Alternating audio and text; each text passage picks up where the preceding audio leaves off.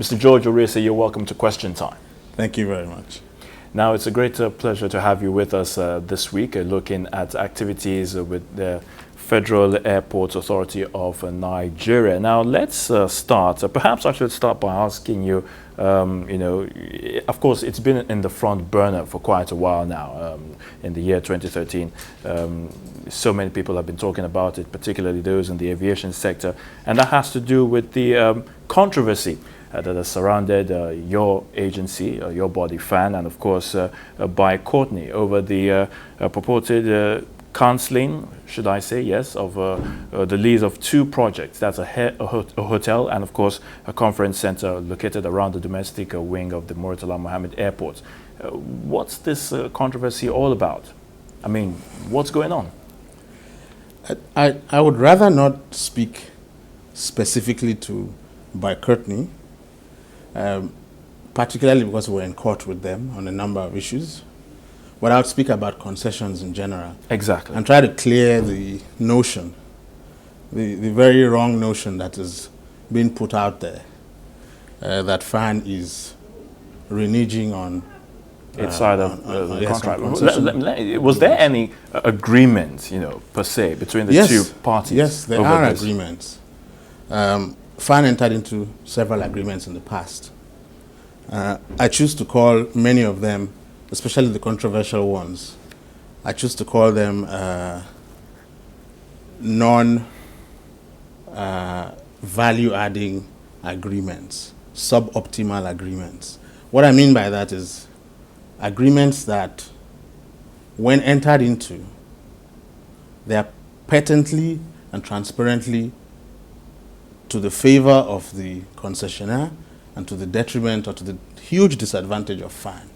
Right there, it jumps at you. Now, for somebody coming in from the outside, I had a look at some of these concessions, and as I read through many of them, and an airport manager of many years standing, I nearly fell off my chair, one after the other, as I read these concessions. And I actually thought, what the hell is going on here? But it turns out that all of these concessions, contrary to the belief that FAAN enters into these concessions, if you really go and dig in, most of them were impositions, really, on FAAN as a body. And I must tell you that when I first came, I did approach a number of these key concessionaires, and I said, this thing is unsustainable. You know that. We need to renegotiate it. And in each case, being masters of the universe, the people would say, look, you're just coming, you don't really know what's going on here. This is Nigeria. In other words, you just have to dance to just the tune. Manage your organization, forget about it. And I said, no. This organization is in a hole. And to dig it out, these are fundamental things that need to be corrected in order to dig it out of the hole. And it's unsustainable. These things are things that are signed for years. And if I go into the details of each of these concessions, the fact is I have absolutely no doubt in my mind that FAAN is 100% right.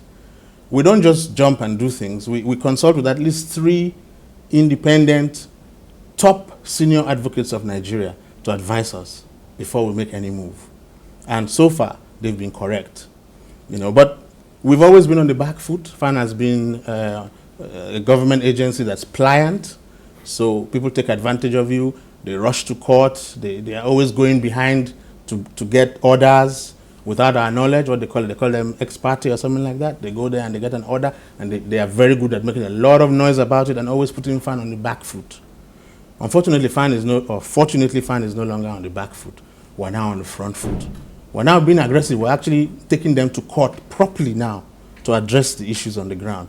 Now, was there actually a court order restraining FAAN from taking over the lease of these projects, if I may put it that way, from these things that we're talking about here? Look, there have been a lot of court orders. There have been counter court orders. They go to court, we go to court. To the best of our ability, any action that we've taken, we have made sure that we have advice from independent senior advocates of Nigeria saying that within the context of this, you can do this. Within the context of this, you can do this. And all these things are being tested in court. At the end of the day, it's court that's going to say if any action has been taken. To start with, what you're really talking about, I know, is Bi-Courtney. Exactly. if I told you that ab initio, from the very start, the concession was already null and void, because we were supposed to approve a design for a terminal, which we did. They went and built a terminal that we did not approve. That's 10 times the cost of the terminal we approved. When I say 10 times, that's 3.9 billion to 38 billion as they claim to have spent building. Now, if you juxtapose the two, for a 12-year BOT, the numbers don't make sense at all. You can't go and start investing 38 billion in a 12-year BOT, given the numbers. But you can go and invest 38 billion as you claim to have spent, and then come back after building and say, well, since I spent 38 billion, I now need 36 years to recover my money. But the conditions for your 12-year BOT in global airport terms are ridiculous. But let's say for 12 years they were even understandable. How can you now expect to move from 12 to 36 years without addressing those already ridiculous conditions for 12 years? You want to extend them to 36 years. It doesn't make sense. You cannot be the sole provider in this terminal of yours of domestic traffic, domestic scheduled airline operations out of the entire Lagos state, which was ridiculous on a 12-year basis. You now want to take that for 36 years from this terminal. In that case, there will be no ARIC. There will be no Air Nigeria when it came up, because this terminal doesn't even have the capacity to manage all those airlines. In other words, the growth of our industry will be stunted for 36 years, for more than a generation. It doesn't make sense. But these are things we will argue in court. These are facts that the public will get to find out when we go and argue them in court. But what danger does all of this portend, in the long run? Because obviously time and, of course, shall I say, money is what we're talking about here. And whatever it is that is going on behind the scenes, Nigerians want to see action, in terms of the way our airports are being run and with all the infrastructures in place. Are we just going to be spending so much time dealing with this? What's the way out in all of this? Well, you see, the issue here is that public-private partnerships are the way to go in the world, and they're the right thing to do. But public-private partnerships, as practiced elsewhere in the world, is not get some masters of universe private people to come and take advantage of government agencies. That's not the idea. It's a partnership. It's you add value to me, I add value to you. Together, we move forward. It's not, see this cow, let me come and milk it because it's a government agency and who cares? It's nobody's father's company or money. So I can extract and extract and extract. Those days are over. This is 2013. It's impossible for me, when I'm asked the question, with a fiduciary responsibility to manage this organization to the best of, as best I can, to the best of my ability, to sit down and close my eyes to the basket case we have where we're trying to fetch water in a basket and all the water is leaking out. I have to change that basket into a bucket. And to change that basket into a bucket, I must address all the holes in the basket so I can patch them and it becomes a bucket. And that's what we're trying to do. And luckily this time around, it's not the usual man no man as we know in Nigeria. We've got a minister who says enough. Enough. We need to do things right going forward. You have the leadership that's enabling you. You have the leadership that says enough of the things that shouldn't be happening. Let's start doing things the way the rest of the world does them. I know how the rest of the world does them. I even gave everyone an opportunity to say, look, we need to come and renegotiate all of these things. And everyone was, what the hell can you know? What the hell can you do? Or what the hell do you know? So we've ended up taking specific actions to redress the situation. We have exchanged a basket for a bucket to fetch fans water. And let me say that the airport business is a captive business model. It's a high investment intensive environment, but it's a high yield environment because it's a captive business model. People will travel. So to a large extent, many of the investments in the airport business model are viable.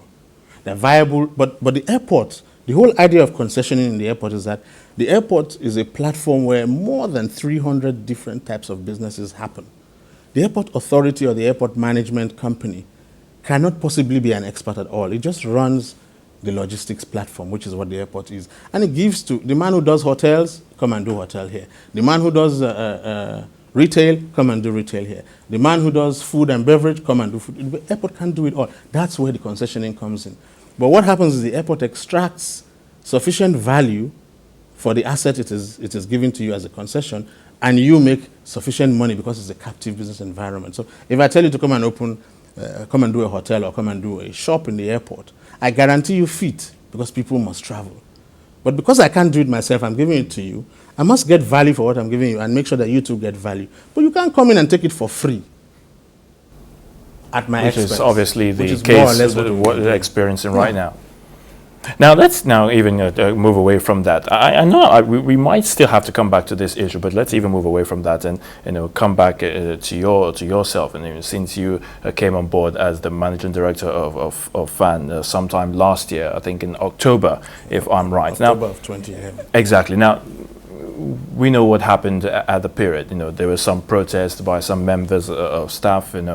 Some were a little bit skeptical about some of the changes that were going to be happening. But looking at your background now, from what has been happening within the last 6-7 months, what can you say has been the major thing that you brought on board? Apart from this issue of concessioning that we're now having to deal with. Well, for one thing, we've brought on board a focus that hasn't been there for more than a generation, for more than 30 years. We sat back, first of all. First of all, I think one thing that's very critical to say is we have a minister who's a successful entrepreneur in her own right. She knows how to run a business. And so she came in and made a specific attempt to surround herself with chief executives that were professionals in the business of the environments she was appointing them into. So we sat down as a team and we developed a roadmap, which is very important. Where are we today? We went around all the airports. Exactly. She was, in fact, specifically in Port Harcourt, she shed tears. She went aside into a room and broke down when she saw some of the back of house issues, not even the ones in front, which was already very bad. And she was very determined. Besides, she's been very angry for a long time as a regular flyer about the airport. So when she got appointed a minister and made the Minister of Aviation, it was like, aha, let me come and see what's going on in this industry. So we decided we're going to make a total break from the past. We're going to prepare a roadmap and then work in terms of that roadmap, and which is what we began to do. Now, one of the critical issues and why we seem to have all these critics you're talking about is that for a very long time, this industry has been a boys' club, a chummy boys' club. A lot of these vocal critics have been very happy to, from one minister to another, be on one committee or another. They fly around the world and make a lot of noise and do nothing. And the industry we are in today actually is their legacy, the hole we're trying to dig ourselves out of. So they say the first thing you do when you're in a hole is to stop digging. So we had to choose a bunch of new age professionals who know what's happening in the world to come and get this industry going. Now they felt excluded. They thought this is another jamboree of traveling and forming committees and all that go up and down and spend government money and do nothing. Murtala Mohammed Airport has been like that for 30-something years, nothing done. The domestic terminal, nothing done. Abuja, nothing done. Port Harcourt, nothing done. They were very happy in that industry. All of a sudden, we're here now, we're saying, enough. Let's start to change these things. We're not different from the rest of the world. We can do this if we set our minds. So in 18 months, this is what we've done. This is just, do you know that this is 18 months? And they are shouting. Initially, they were saying they want to start painting and saying they spend billions painting. They began to see that that's not what we're doing. We did a roadmap. They say, roadmap to where roadmap. These are people that their legacy is this industry, this whole. So I think people are beginning to see, especially the people in the industry right now, are beginning to see that these people actually have a mission. And they are following a road. We're not getting up every morning and just being ad hoc. We're following a carefully calibrated roadmap of transformation. And I'm very proud of what we've done so far. And I can't even wait for us to reach the milestone. Right now, we're at less than, we're probably about 30% of what we have to do. We still have a long way to go, but we're doing 70%. It as fast as we can. Yeah. Now let's even come now to the issue of the remodeling of our airports. I know that the agency of FAAN actually owns and operates 22 of these airports. We've started some remodeling, of course. Some have already reached an advanced stage, and others are still coming on stream. But looking at the phases, there are two phases actually, if I'm right. And what would you say has been the major thing that you can really say that yes, we are really moving in the right direction? Well, I mean, it's one thing to remodel the airports, make them look all flashy and conform with in terms of facilities. But what actually goes on after that? What goes on within? And what should Nigerians really be expecting? Well, we travel a lot, and we see how airports are elsewhere in the world. The airport is the face of a country. I remember my first visit to Kano when I came. I was so hurt and disappointed. I thought an international flight with people who have been hearing about Nigeria for many years, the person will arrive in Kano, having heard about Nigeria, seen us in sports, seen our kind of international profile. They eventually come to our country and they'll come out in what I call that dump in Kano. Immediately, the first thing that will come to your mind is, my goodness, so why are we hearing about these people? It wasn't a representation of Nigeria. Neither is the rest of the state of the airports that we met, especially Murtala Mohammed Airport. Now, we're doing a hell of a lot of work in Murtala Mohammed Airport. It's happening behind the scenes. The airport is a bad experience waiting to happen every day. It's been left. You don't ever leave airports like that for 30-something years. It's got a 2-lane drop-and-go road system. No matter how efficiently you are dropping and going, at peak, traffic is going to back up because it's just not enough to have 2 lanes. Until we expand it, we're going to be suffering. And expansion is part of the process. Same thing in the terminals. There's a lot of issues. The squeeze to go through immigration, the squeeze to go through security, FAAN security, backs up because an airport is designed to move. As soon as it's not moving, it starts to back up because people keep coming. And that's why Murtala Mohammed is in that shape. And of course, it's the busiest airport by far in the country. Now we are now changing all of that. We're expanding seriously on the both wings. We're going to take all of that processing to the sides from 6 immigration booths in the middle and 3 on the side, a total of about 9 or 10. Right now, we're going to have 40 and 40 on both sides, 80. That's going to totally take away this issue. From 6 and 3, 9 FAAN security checkpoints, we're now going to have 10 and 10, 20. So that bottleneck is going to go away.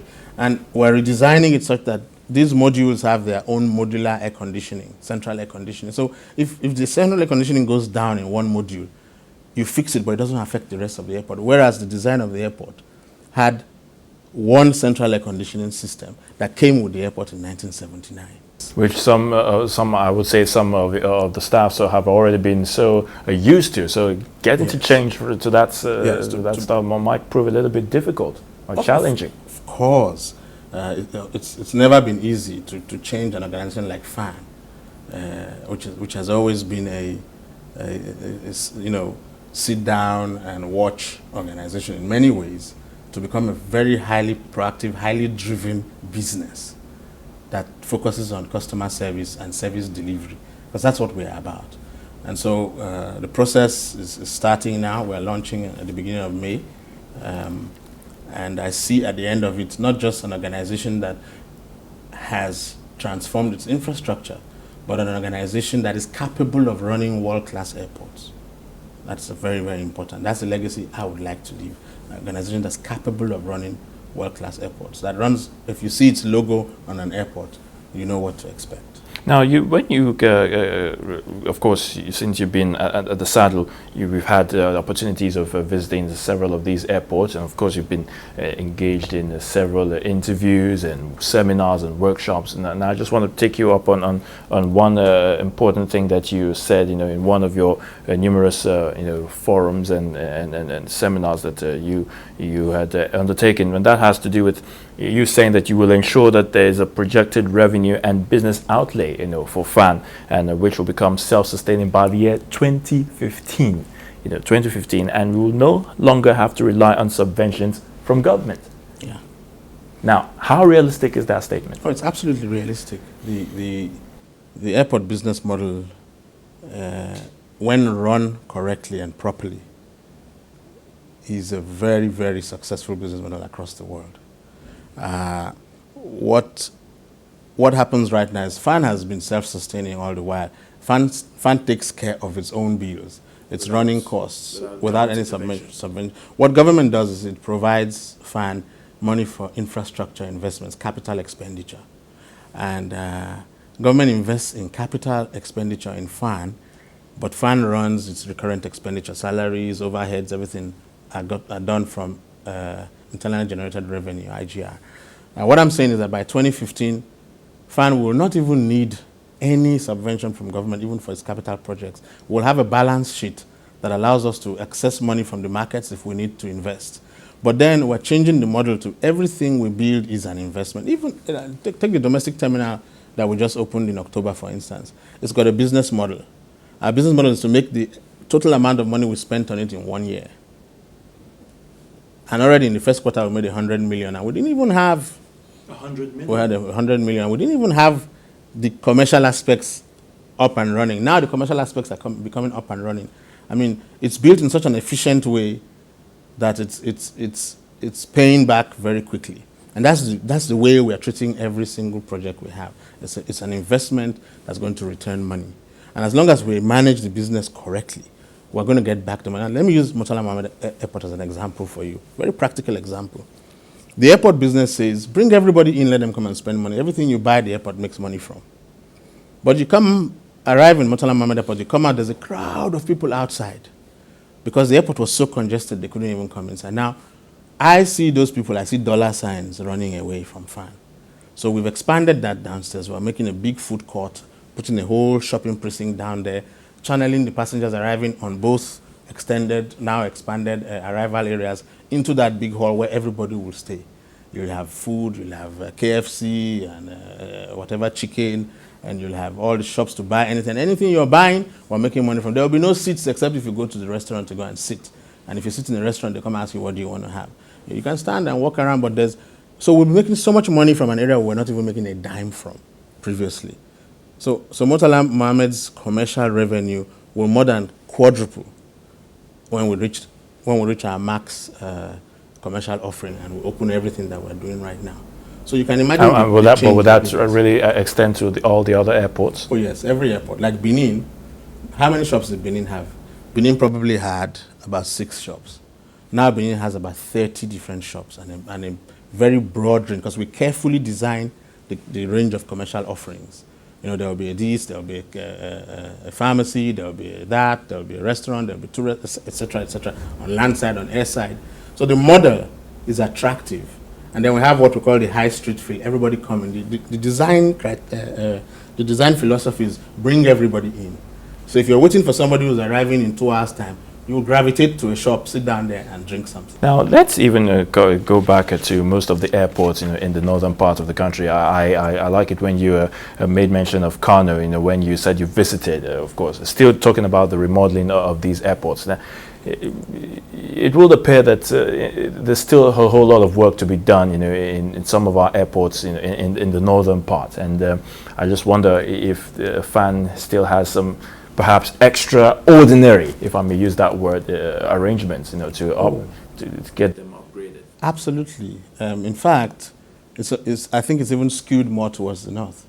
The first commissionings we did were the Hajj terminals in Kaduna and Kano, which were completely transformed, and then subsequently the Hajj terminal in Abuja. And all the people who went on the Hajj last year were pleasantly surprised at the dignified and respectful facilities that they went through for the first time, I think, in maybe more than 30 years. And then at the same time, we've completely renewed Kano. We have a fantastic design new terminal in Kaduna that's almost finishing.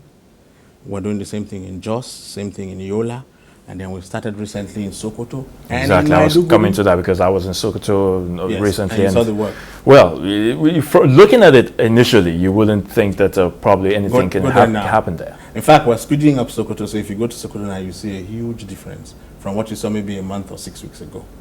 You know, and because we're determined to finish some of them, we've picked a few that we need to finish very quickly. So there's massive work with a unique design philosophy in each instance that's going on. All right, Mr. Uriesi, let's just take a quick pause there and go for this quick break. And when we come back, we shall continue with our discussion. It's still question time on Channels Television. Do stay with us. It opens with a gate of arts, moves into windows of creativity. She finds the only English word she knows from somewhere hidden in the belly of a 4'9" body, and instead of "I won't get it," she greets us with "bye bye." Branches into rooms of color,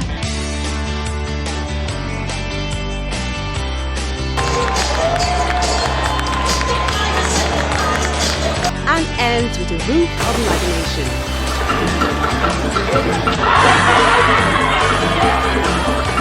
Walk into Art House.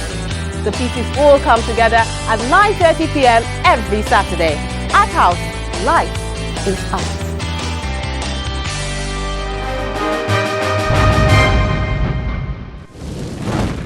You're welcome back. It's still question time on Channels Television. Mr. George Uriesi, the Managing Director of the Federal Airports Authority of Nigeria, is still here with us, and he's been talking about developmental strides taking place in the agency or the body, the service body that is meant to see that our airports, really take a giant leap in providing the much needed service for all Nigerians, every traveler in all parts of the country. Now we're back again, Mr. Uriesi, and perhaps I should now take you to another issue which is of great importance to me, and I'm sure to many Nigerians, which has to do with security. Of course, we know that we cannot talk about remodeling our airports, providing adequate services and all that without making sure that our airports are not safe, considering the unfortunate trends we've been seeing in parts of the world today, with all the issues of terrorism and all that. Now, but let's take us back to an incident that happened some time ago here at the Murtala Mohammed Airport. We're talking about some airport staff who got himself, should I say, in hot water. The DLEA had been able to foil a plot, by this staff to aid and abet a suspected drug trafficker, in getting some of these wraps of cocaine, like 100 wraps of cocaine, weighs about 1.35 kilograms, and that really struck many of us when that news broke. What's your reaction to that? I was out of the country when they phoned me to say that this had happened, and my reaction was one of happiness, because every time that happens, it proves to me that the system works.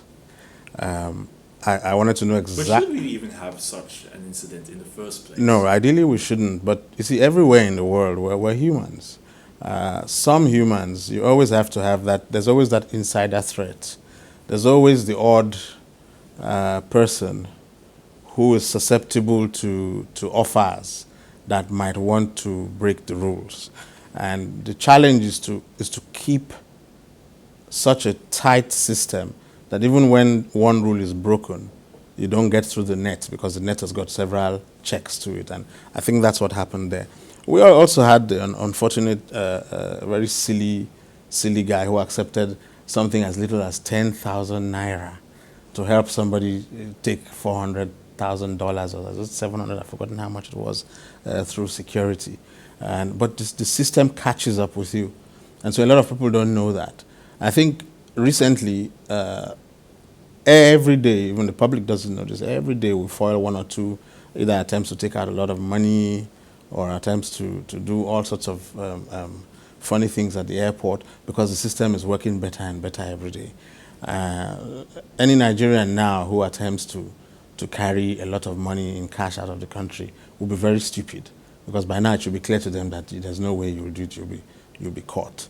But you're never satisfied with security. You want to continue to invest in it. The Nigerian police force have specially trained what will I call them now? A group within the police, that's the airport police, squad. They call them the counter-terrorism unit. Because what some people tend to forget is that we are airport managers. We are airport managers, and our responsibility with respect to security is one of preventing unlawful interference with civil aviation, which is preventing anyone from carrying dangerous equipment or dangerous weapons that they could use to interfere with civil aviation. So we prevent those things from being carried, or unauthorized people from entering into restricted areas of the airport to avoid that. That's our responsibility. We're not law enforcement. So we need to work with law enforcement. If as I'm sitting down with you in my office, armed robbers come here and start shooting, I'm not going to ask my security guys. So another incident of armed robbers are coming to attack. I'm going to hide under my table and phone the commissioner of police, because I'm not a law enforcement agent. I'm not trained to use weapons. So I need to work very closely with law enforcement in order to protect the airport.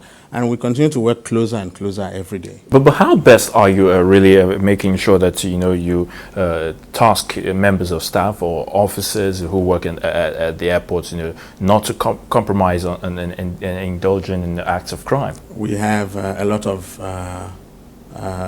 doctrine training. We have a lot of we're constantly intervening. Right now, we're making a huge departure from the norm. We're actually going to be circulating our security officers through a course outside of the country, where they go and see how security is done at a different airport. We're looking at Dubai. We're talking with them.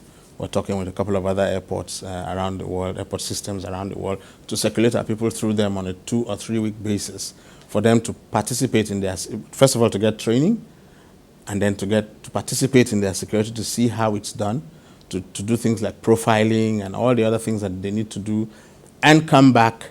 And this is a huge investment, given how many people we have in security. So it's a very radical thing we're trying to do now, to up our security. We're even looking at everything from the uniforms, from their countenance on duty. When you're in an airport outside the country, if you're walking towards a security officer, you check yourself just because of the countenance of a security officer.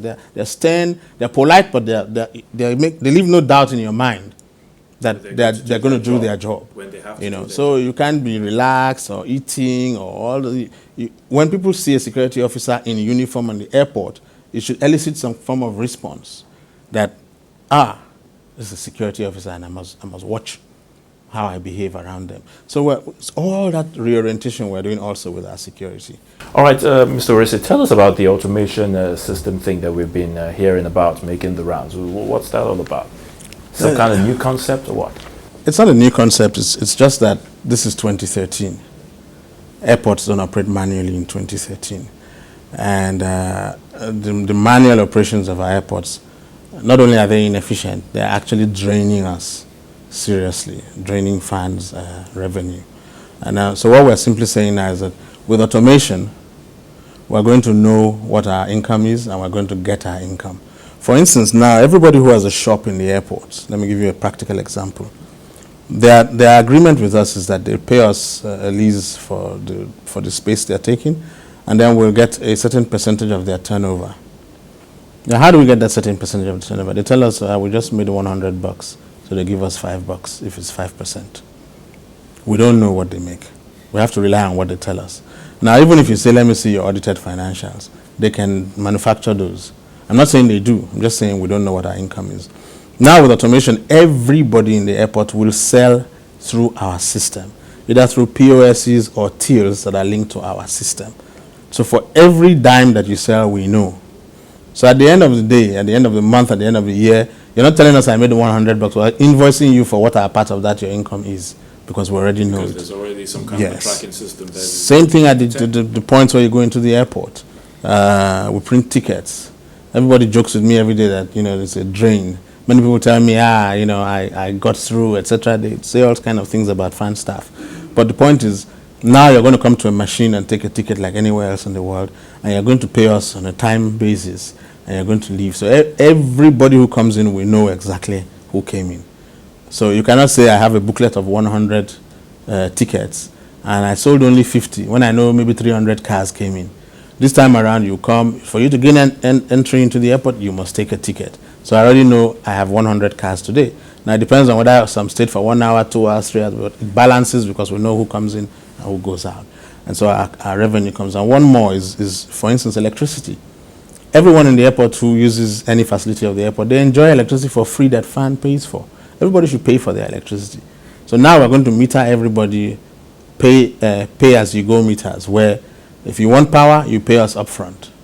When the time you've paid for elapses or the amount of electricity you've paid for elapses, it just switches you off. Well, the challenge we do face with the issue of electricity, perhaps, and we know that, yes, the government is doing all it can to ensure that we have steady power supply. When that is solved, do you think we will still adopt the system you're talking about? Oh yes, because whether it's PHCN power or it's our generator power that you're using, you will pay for it through the pay-as-you-go system, which allows you to pay upfront for the electricity you need. Whereas right now we're not recovering anything, and we're paying maybe 250 million naira a year, a month to PHCN. We will pay the same 250 million naira a month, but we will recover maybe 150 or 180 of it because it's not us that's using it, it's all the people in the airport that's using it. So all that money is what we're not getting right. That's why I tell you that we will become viable, and we have a plan over the years to the point where we have a balance sheet that allows us to go to the market and raise money like every other airport in the world, and not necessarily have to say to government, please give us money for remodeling, please give us money for this or that. But presently, our funds, are there adequate funds, to embark some of the things we're talking about here? Well, FAAN, we take care of our expenses, our day-to-day expenses. We pay our salaries. From 18 months ago until today, FAAN has paid salaries on the 25th of every month or before, if it's a weekend. And that's, I understand, is the first time in more than 20 years it has happened. So you understand what I'm talking about, that for us to do this, we need to get our money from people, and that's why we needed to get out of all these suboptimal so-called concessions, which were bleeding us while we couldn't take care of business. And now we're taking care of business. Now we're maintaining the airports. Now we're subventing to each airport its monthly maintenance allocation, which was something that was happening in dribs and drabs previously. That's why everything was run down. Apart from them being run down, these are things that had been there from the beginning when all those airports were commissioned. We hadn't invested in replacing them. We hadn't invested in maintaining them. I don't even know what we were running. And by the way, I must mention that it's not just in FAAN. It's in NAMA, it's in NIMET, it's in all the other agencies connected. They have all their expectations in terms of the roadmap, and there's a lot of progress that's being made. Most of it in the background, and until it is seen in the foreground, people don't know that there's a lot of work in the oven that's baking. Now let's come back to the issue of building of projects and getting some of our airports looking the way we really want them to look. I stumbled on something before we started this interview, and that has to do with the Aerotropolis project thing. What can you tell us about that? It is airports have evolved from centers where people just come to travel or arrive at, to huge business complexes attached to the fact that there's a captive movement of people in and out of it. So you look more like a community. It's a community, what they call an airport city. It's evolved in name to Aerotropolis, which talks about, and now Lagos, for instance, has an Aerotropolis. It has a thriving city all around the airport, but it's not planned. So it's not a real Aerotropolis in the sense that, yes, there are houses and places all around the airport, but it's all, ad hoc. Whereas if you plan it correctly, if you plan to create commercial hubs of different activities, plus even leisure activities, business activities, sporting activities, all sorts of things around an airport, you maximize the potential of the airport, But what is it going to mean for you using Murtala Mohammed Airport? You're going to suffer a lot because there's so much construction. There's two hotels are being constructed at the same time. The multi-story car park is being constructed. The whole place will be a construction site. But what's good? Thousands of Nigerians are working who might not have been working otherwise. It means a little bit of inconvenience for you for 18 months or so, but when it's all finished, you'll have an airport that you can sit back and say, yeah, when somebody wants to come and visit me from outside, here's my airport. All these airports in the world, in South Africa, it took 5-6 years to get the airports from where they were to where they are now that everybody's wowing. And we went through, I was fortunate to have gone through that process. And I know initially how very, very horrible it is. Airports are construction sites, people are angry, it's dusty, it's inconveniencing. But check power supply sometimes. exactly. But check out the finished product, and that's where we're going to. I can't wait for that finished product because there's so much work to be done now, but it will take time to do. And yes, every day friends phone, they complain bitterly. Some of them even insult me, and I just say, there's no way. Well, I'm not a magician. We can't do this overnight. But we are moving that. Everybody goes, Nigerians always say, yeah, right. But wait and see. Action is the key word, exactly. Now let's to recap it all up and looking at the year 2013, which I believe is going to really be a very busy year for you as the managing director and of course the leadership of FAAN. But holistically now, what are the should I say is the outlay for the rest of the year? What major thing can Nigerians look forward to? Well, we are commissioning a lot of projects. So as we commission them, we change the airport experience in that part of the country. But the one I'm waiting for most is Murtala Mohammed. The changes in Murtala Mohammed will completely transform the airport. And I'm very happy they're happening quietly in the background. And every time we open a new place, people go, wow, they didn't even know this was there. They'll be amazed that they will see the same baggage belts they see in the rest of the world, high-capacity slanted belts, 30-meter long, 3 and 3 in both arrival areas, 40 immigration desks receiving you, an arrival duty-free, arrival lounge, customs, something to declare, nothing to declare.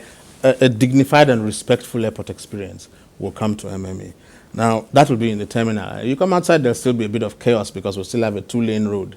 That is going to take us some time to expand. So there will be some suffering for the next 2 to 3 years. What is most important, though, is that this is long overdue.